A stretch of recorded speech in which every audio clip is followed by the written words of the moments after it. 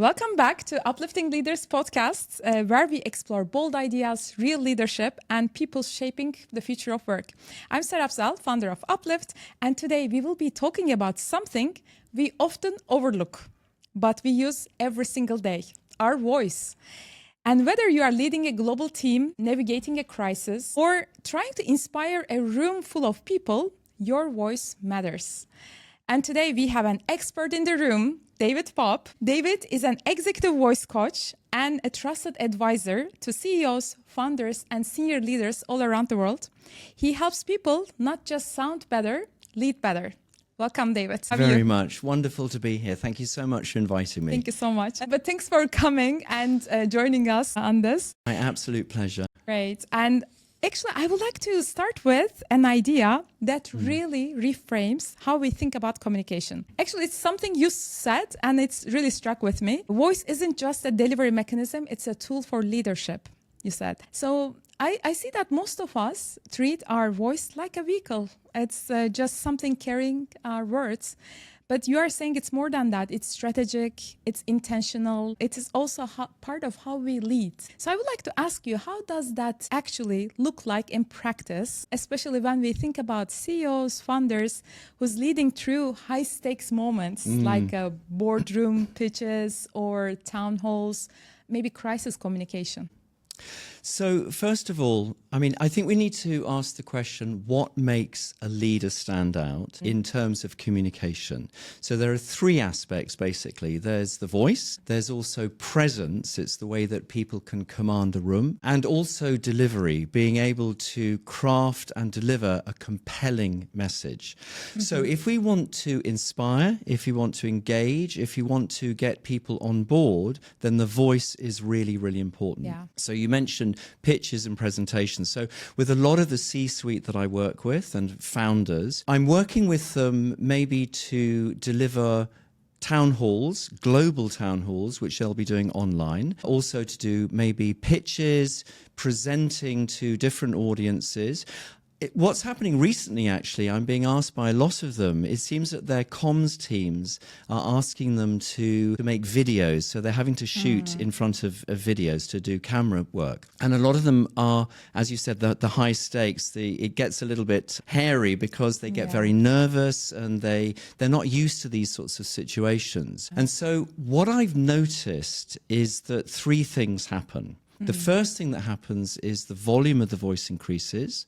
The second thing is that the pacing increases. And the third thing is that the voice pitch goes up. So in terms of credibility and that sort of leadership voice, it very much impacts that. So in those high stakes situations, for me, what I'm asked to do is to be able to basically give them the strategies and the tools to be able to calm the voice. And a lot of that is about being able to speak a little bit slower, not so slow that it's boring, but slower than we normally do when we get nervous, and also to ground the voice, because when the voice is grounded and when we're speaking at a slow and measured pace, that is when our authoritative leadership voice can shine. Yeah, so you can tell a lot from the voice that absolutely, speech yeah, that absolutely. You listen, right? So that's also amazing to see that you have worked with different leaders from different backgrounds, different cultures, across geographies, from Asia to Europe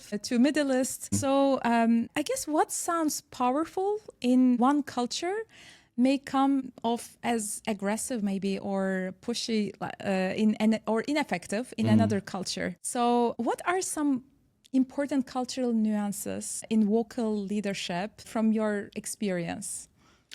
So if we start with the idea that we all make judgments about people based on the sound of the voice, and we do this consciously and subconsciously, so we all have a sort of visceral reaction about the way that people sound. And if you are a leader and you're having to lead by example, and it's not just you're the face of the company, but you're also effectively the voice of the company. Now, potentially, people might be making judgments about you. So it's very, very important that we understand the impact of the voice. And I think for me, you mentioned, the work that I do. So I'm very, very blessed that I work with people from all across the globe, really. Starting out from Australasia, a lot of my work is based in the Asia-Pacific region, here in Dubai and in Saudi Arabia, and all the way across to London. And my process, what I do is I record the voice, I play it back, and then I analyze it with people. And this is really gives them the nuances of how they sound. And in terms of the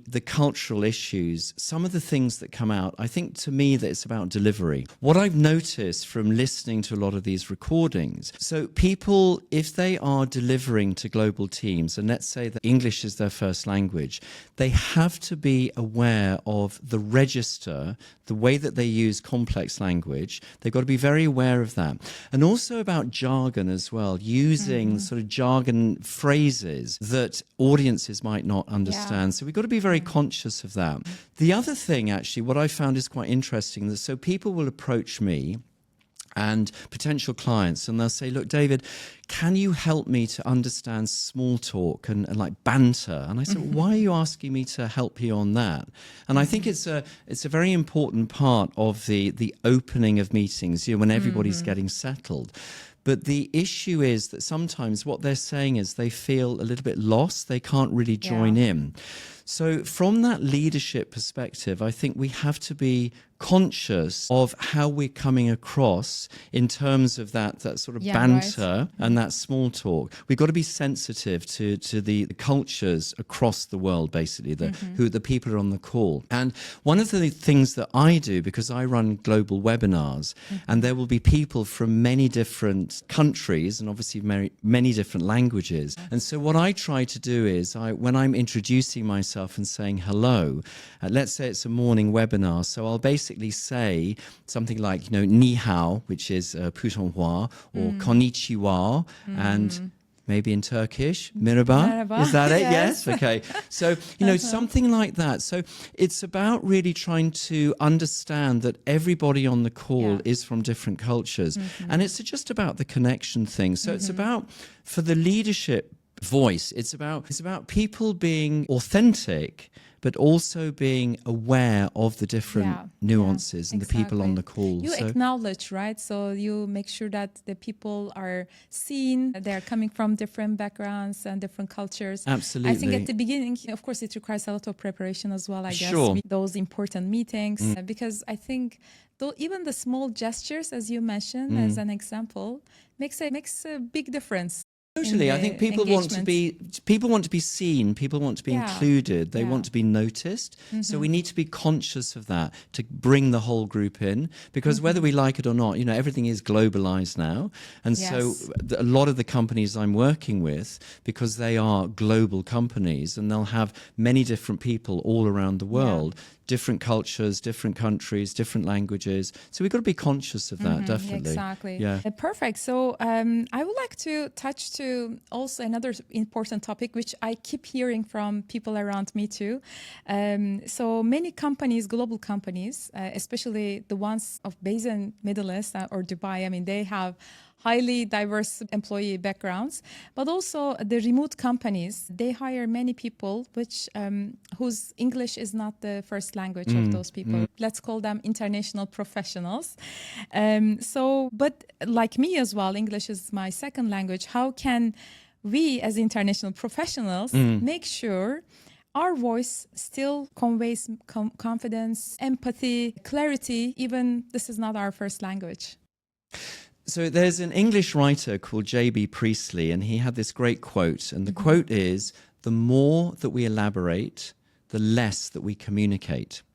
So in other words, the idea of speaking too much and saying too much. Now, I know the question is around second language speakers of English, but to be honest, I've worked with a lot of first language speakers of English who basically say too much and they go on and on and on. And so If you are a second language speaker of English, it's really, really important that you understand that effectively less is more. So if you can just get to that point, if you can be concise and have clarity in your messaging, that is going to get you noticed and get you heard, basically. So that's the first thing. What I would say for people, if they are, let's say they're presenting to a global team, and they are maybe from Hong Kong or from Singapore or from China or indeed from Dubai or Saudi Arabia. What I would suggest, if the call is high stakes, so if they're pitching or they're presenting to the global team, what they should do is record themselves. And what you do is, it doesn't have to be fancy, you just do it on your phone, because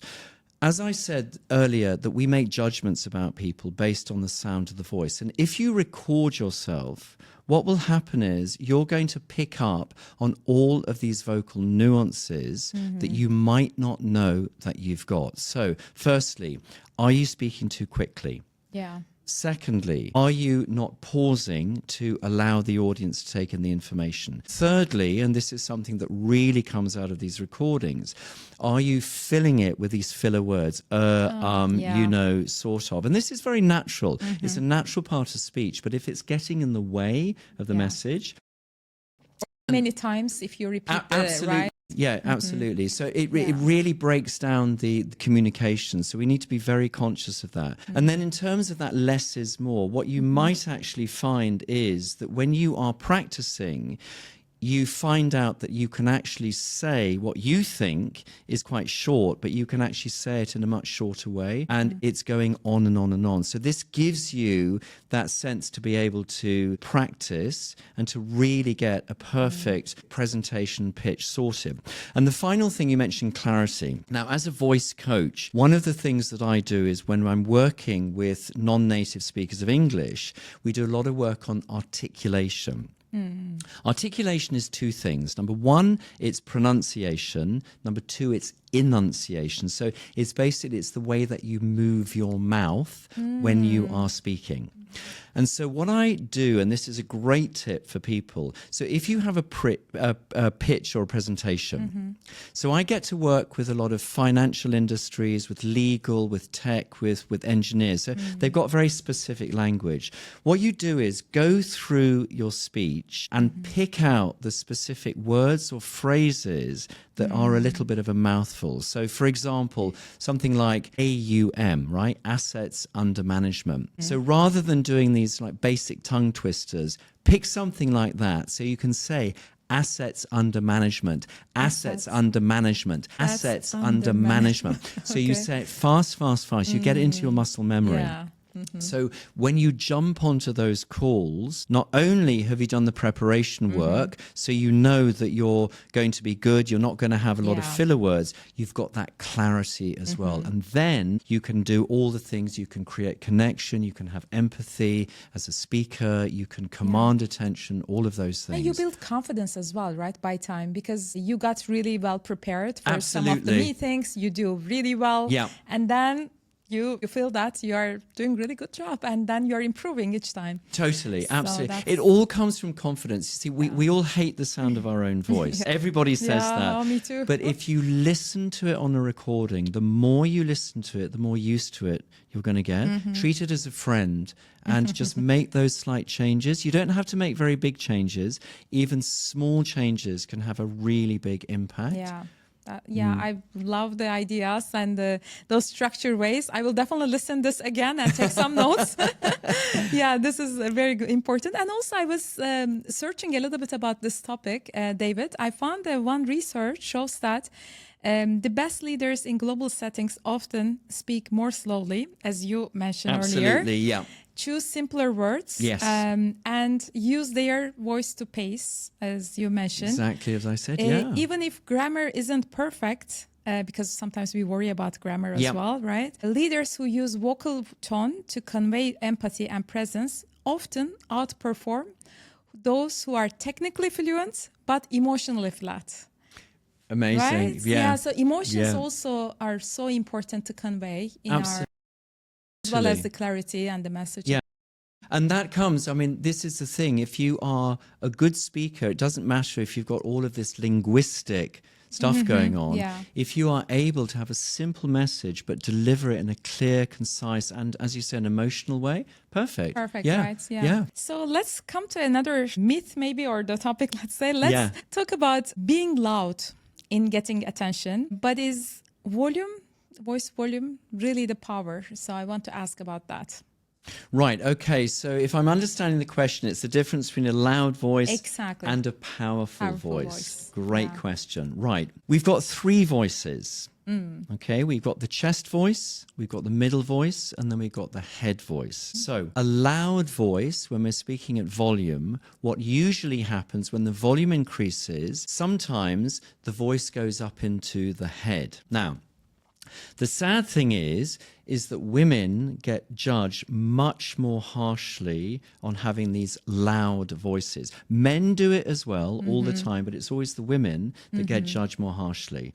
So, you know, aggressive, emotional, they're not calm, they're stressed, all of these things, right? And so that's a loud voice. We don't want to have a loud voice. We want to have a powerful voice. What is a powerful voice? So the power and the quality of our voice depends on the power and the quality of our breath. Now, according to the American Lung Association, we only use 30 to 35% of our full lung capacity. Wow, really? Yeah. That low? So if we want to have a voice that's engaging, dynamic, and, as you say, powerful, then we need to engage the diaphragmatic breath. So when we have that voice, that gives us power. Let me talk to you a little bit about gravitas as well, because gravitas is an important piece of this about having power. So a lot of people think that gravitas voice is that strong, you know, that deep, and no, it's not that at all. So gravitas, it comes from the Latin word gravis, which means heaviness or weight. So think about that word gravity. Yeah. And it's been used in the world of business to describe a whole raft of, so we've got confidence, poise, professionalism, respectability, and executive presence. This phrase that's always sort of bandied about. So how does gravitas and that powerful voice sit in that space? So the gravitas voice is basically, it's a balance. So it's a balance of authority, and that's about pitch, and energy. And that's what you talked about, that emotion, right? Authority and passion, energy, right? exactly. The confident, but there's also the warmth as well. So it's not just having that sort of strong, deep, you know, potentially aggressive voice. It's a warm voice. It needs to be engaging. It needs to be inspiring. If you have that balance, so it's that passion, but you keep it grounded in authority, that is a powerful voice.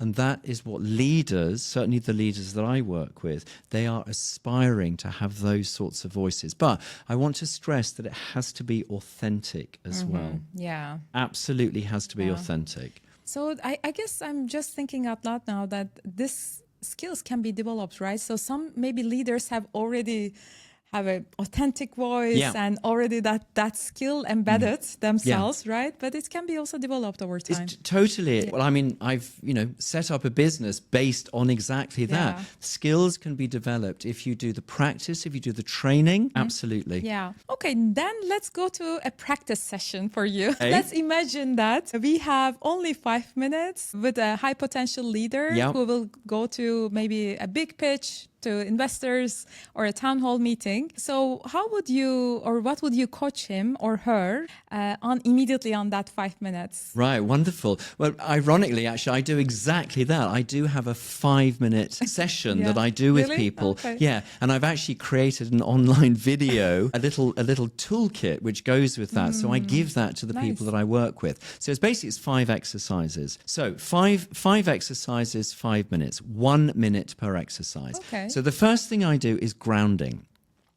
Now, why grounding? So if I'm working with people and let's say they're going to stand on a global stage and they're going to be online and it's one of these amazing setups where they've got all the video screens and they're looking at everybody, right? And so what happens sometimes when people get nervous, the body tends to close. So what I do is I basically give them exercises in grounding. So that's the first thing. I'm grounding them. Literally, I'm getting them settled into the space, and then I'm opening up the body. That's also very calming.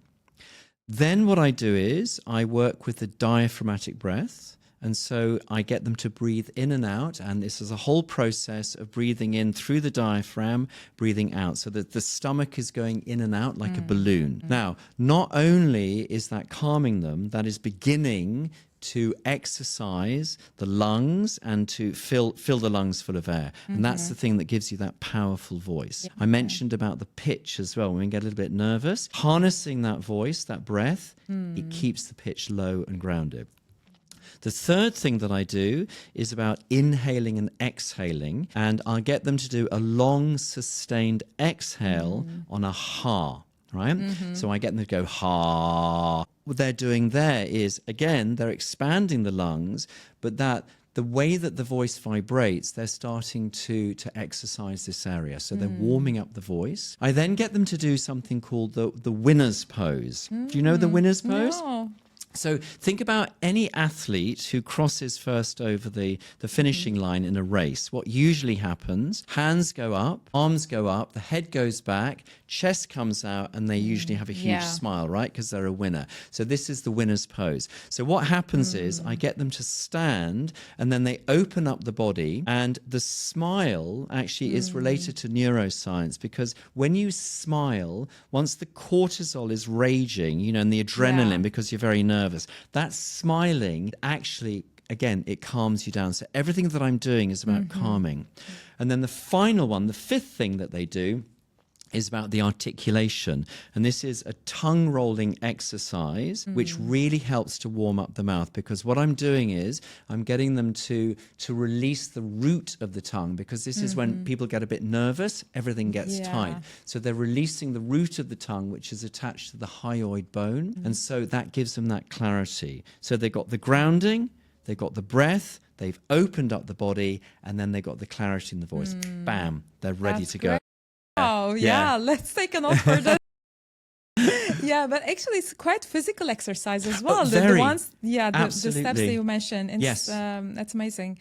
So, I mean, it's also incredible that our voice is always with us, like 24/7.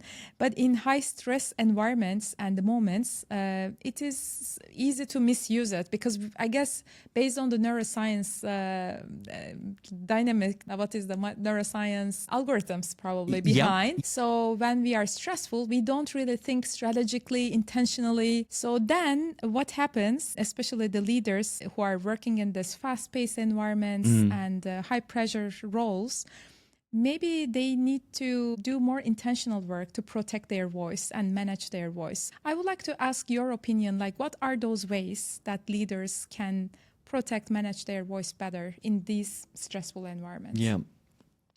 So another quote, Arvo Pärt, he is an Estonian composer, and he said that the human voice is the most perfect instrument of all.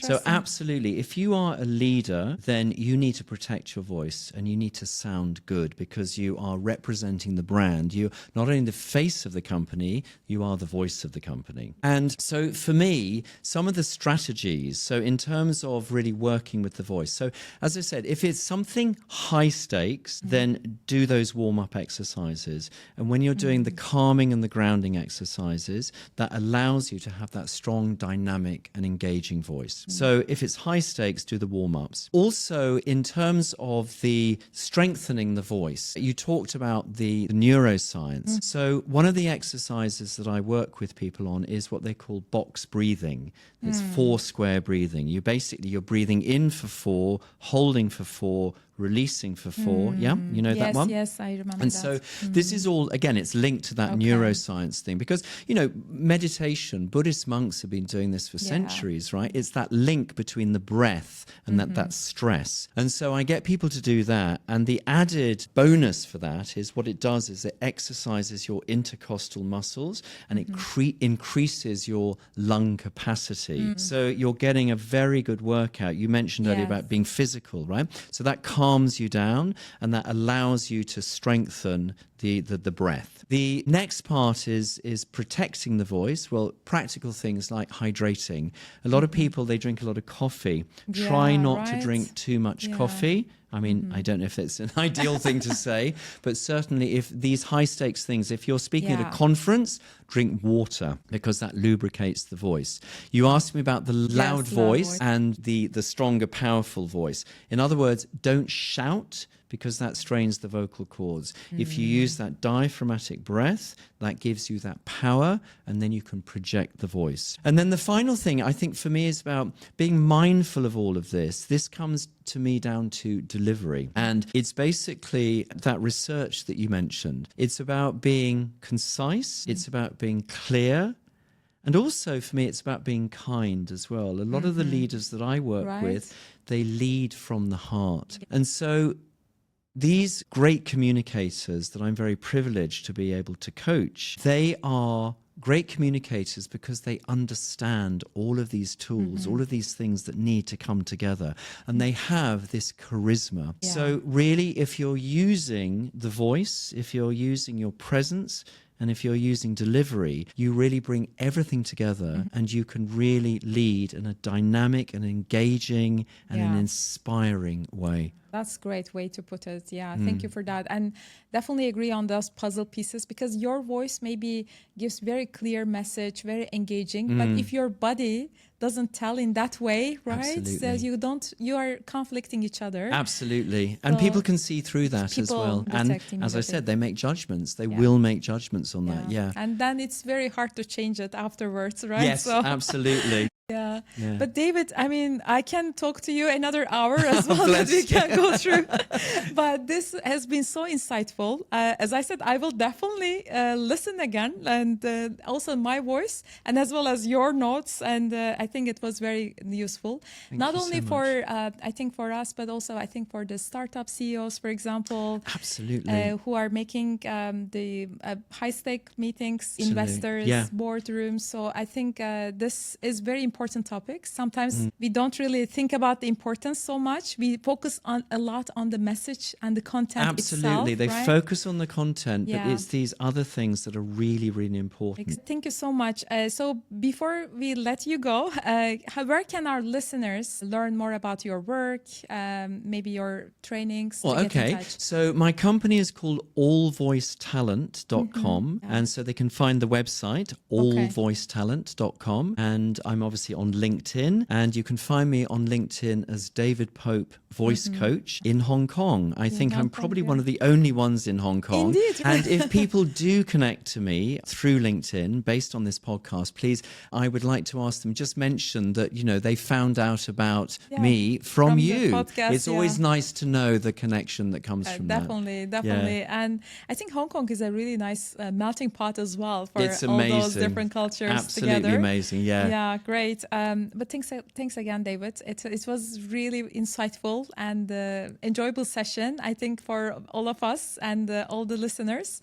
Thank you so much for being here. Absolute pleasure. Thank you so much for having me. Yeah, thank you. And our listeners, hope you found this episode valuable for your leadership journey. As we talked a lot, please don't underestimate the power of your voice. Thank you. Take care.